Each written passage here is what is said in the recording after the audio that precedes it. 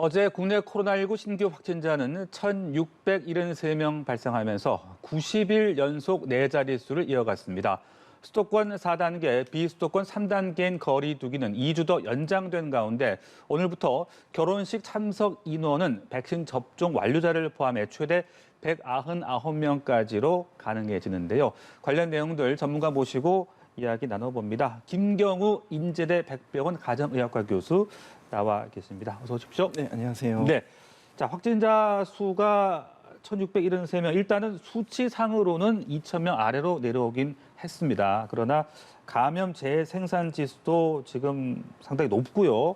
현재 상황 어떻게 분석을 해야 되는 겁니까?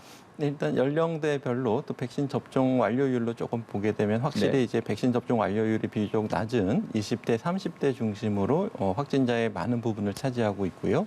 그다음에 70대, 80대 어르신 같은 경우에도 백신 접종을 거의 90%, 80% 완료를 하셨지만 약간 한 1% 정도 더 증가하는 양상을 좀 보이고 있어서 이분들에 대한 우리가 추가 접종도 빨리 좀 진행을 해야 될 것 같고 네네. 아무래도 백신 접종률이 낮고 하지만 또 사회적인 활동이나 대면 접촉이 많은 20, 30대 중심으로 조금 미접종자 중심으로 확산의 양상이 증가되는 것 같아서 조금 더 대면 접촉을 좀 자제하고 그다음에 백신 접종률을 더 올리는 것이 조금 더 필요할 것 같습니다. 네. 그런데 오늘까지가 연휴였고 또 다음 주에도 연휴가 있습니다. 그리고 또 단풍 구경철이 되다 보니까 또 이게 이동량이 늘지 않을까, 확진자가 또 증가하지 않을까 우려의 목소리도 나오고 있는데 어떤 점들을 우리가 유의를 해야 되겠습니까?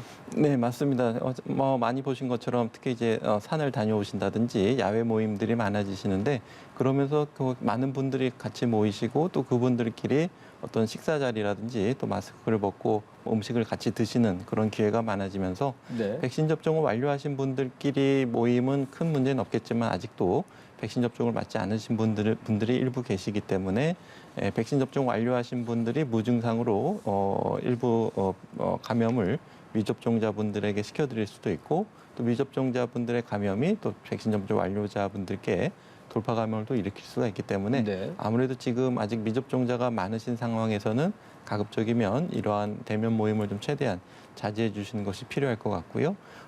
하지만 이제 또 어느 정도 이제 적극적으로 선제적인 검사에 임해 주시면서 많은 검사가 이루어지고 우리가 보다 많은 확진자를 조기에 찾을 수 있다면 또 확산 전파를 우리가 좀 어느 정도 차단해 준 효과가 있을 것으로 예상이 되는데 네. 워낙 지금은 조용한 우리 발견되지 않고 또 증상이 경미한 전파자가 많기 때문에 아직까지는 방역 수칙을 조금만 더 잘 지켜주시는 노력들이 좀 필요할 것 같습니다. 네, 상황이 이렇다 보니까 사회적 거리 두기는 2주 더 연장이 됐습니다. 그런데 접종 완료자에 대한 혜택이 늘어난 것 같아요. 어떤 부분들이 좀 주목이 됩니까? 네, 일단 사적 모임 자체는 그대로 유지가 되는데 말씀하신 것처럼 이제 결혼식이라든지 돌잔치에서 인원 제한이 해제가 됐고 또 실내체육시설에서 이제 이용 인원도 1.5배 정도 더 모일 수 있게 이렇게 접종 완료자에 한해돼서 완화가 됐는데요. 예를 들면 이제 식사를 제공하는 결혼식 같은 경우에는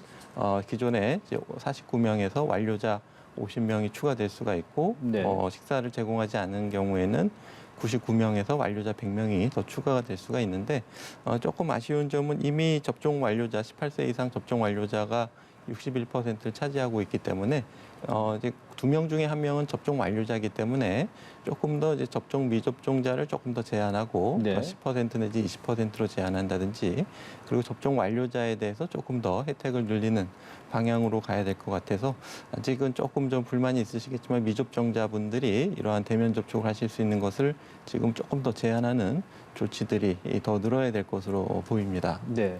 자, 그런데 말입니다. 이 연천 군부대에서 40여 명의 확진자가 발생했는데 대부분이 2차 접종까지 마친 사람들인 것으로 나타났어요. 그러니까 돌파 감염이라고 봐야 할 것 같은데 걱정이 좀 되는 부분인 것 같습니다. 어떻게 봐야 되는 겁니까? 네, 이제 추가적인 역학조사가 필요할 것 같은데 이제 앞으로 우리가 맞게 될 위드 코로나의 시대는 아마 이런 양상이 될 것 같습니다. 네.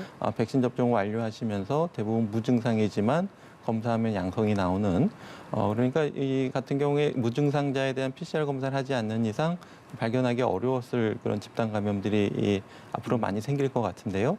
이제 문제는 이제 이렇게 생긴다고 하더라도 거의 증상이 없거나 위중증으로 진행될 가능성이 거의 없기 때문에 접종 완료자분들끼리 특히 이제 학생들끼리 수업을 한다든지 이런 경우에는 문제가 안 되지만 그 중에서 일부 미접종자가 있고 이제 군부대 같은 경우에 대부분 건강하신 성인이지만 일부 이제 기저질환이 있고 걸렸을 때 중증으로 진행할 위험이 있는 학생들이나 주변에 미접종자가 있다고 하게 되면은 이분들이 큰 피해를 보실 수가 있기 때문에 네. 어느 정도 돌파 감염은 계속 앞으로 더 많이 생길 가능성이 많기 때문에 접종 완료를 안 하신 미접종자분들이 큰 피해를 입을 가능성이 많아서 네. 백신 접종을 조금 더 일반 국민분들도 적극적으로 좀 하시는 노력들이 앞으로 더욱 필요할 것 같습니다. 네. 그렇다면은 이제 고위험군에 대한 부스터샷도 이제 시작이 될 그런 상황인데 부스터샷의 필요성에 대해서는 교수님의 생각 어떠십니까? 네, 특히 지금 요즘 들어서 이제 고령층 어르신분들의 사망이 굉장히 늘어나고 있습니다. 물론 전체적인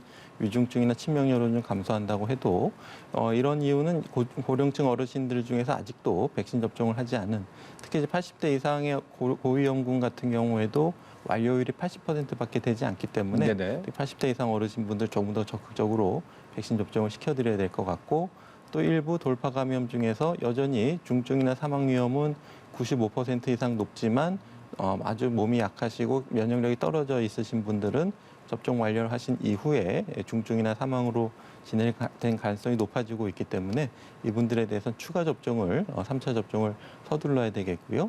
3차 접종을 하시면 우리가 이제 중증이나 사망 위험을 20분의 1로 줄일 수 있다는 그런 연구 결과들이 있기 때문에 우리가 위드 코로나를 전환하기 전에 우선 이런 고위험군에 대한 충분한 보호 조치, 특히 3차 접종을 적극적으로 시행하고 네. 아직 미접종 어르신들이 있다면 예방 접종을 조금 더 격려하고 접종률을 높이는 전략들이 추가적으로 필요할 것 같습니다. 네. 또 우리가 좀 신중하게 봐야 될 것이 소아 청소년 또 백신 접종 아니겠습니까? 17살, 16살, 16살, 17살에 대한 이야기 이제 시작이 되는데 이 청소년들에게 백신 접종 예방을 하는 것 접종으로 얻는 이익도 있을 거고요. 반면 부작용 같은 어떤 불이익도 있을 것 같거든요. 어떻게 우리가 생각을 해야 되는 겁니까? 네, 일단 여러 전문가 중에서 이제 소아청소년 학회라든지 네. 소아감염학회에서 예방접종을 권고하는 안을 냈기 때문에 일단은 이분들이 아무래도 소아청소년에 대한 최고 전문가 집단이기 때문에 이분들의 권고를 충분히 신뢰하고 따르시는 것이 좋을 것 같고요. 우리가 이제 감염됐을 때 위중증이나 사망으로 가는 것은 우리가 쉽게 측정할 수가 있기 때문에 이것만으로 어떤 이득을 평가하는 것은 좀 쉬워 보이지만은 우리가 네. 이렇게 지표 숫자로 표현하기 어려운 감염됐을 때 겪게 되는 어떤 심리적인 위축이라든지 또 우리가 롱 코비드라 그래서 코로나를 앓고 나서 한 3, 4주 이상 계속되는 우울감이나 피로감, 또 집중력 저하 이런 것들이 계속 남을 수가 있기 때문에 이런 것들이 소아의 감염의 어떤 신체적인 영향, 심리적인 경험이 나중에 성장기에 나중에 어떻게 영향을 미칠지 아직 우리가 모르는 부분이기 때문에 우리가 코로나19 소아청소년에 대한 예방도 매우 중요하겠고 특히 이제 비만이라든지 당뇨라든지 천식이라든지 호흡기 질환, 기저질환이 있는 소아청소년 같은 경우에는 우선적으로 적극적으로 접종을 권고하는 것이 필요하고 일반적인 소아청소년도 예방접종이 필요한데 제가 개인적으로 걱정하는 것은 지금 병상이나 어떤 의료진 준비 같은 것들이 주로 고령층 어르신, 성인 위주로 되어 있기 때문에 만약에 겨울철에 소아 중심으로 확산이 되고 그중에서 위중증 소아 환자가 많이 나타난다면은 소아 위중증 환자를 전문적으로 볼 수 있는 의료진이나 병상, 기구 이런 것들이 경험이 많은 분들이 아직 좀 부족하기 때문에 네. 우리가 소아에 대한 별도의 준비가 좀 어려울 수가 있어서 일단 소아에 대한 감염도 최대한 낮추는 노력들이 필요하고 그것이 바로 예방접종이라고 할 수 있겠습니다. 알겠습니다. 지금까지 코로나19 관련 내용들 김경우 인제대 백병원 가정의학과 교수와 함께 분석해 봤습니다. 말씀 고맙습니다. 네, 감사합니다.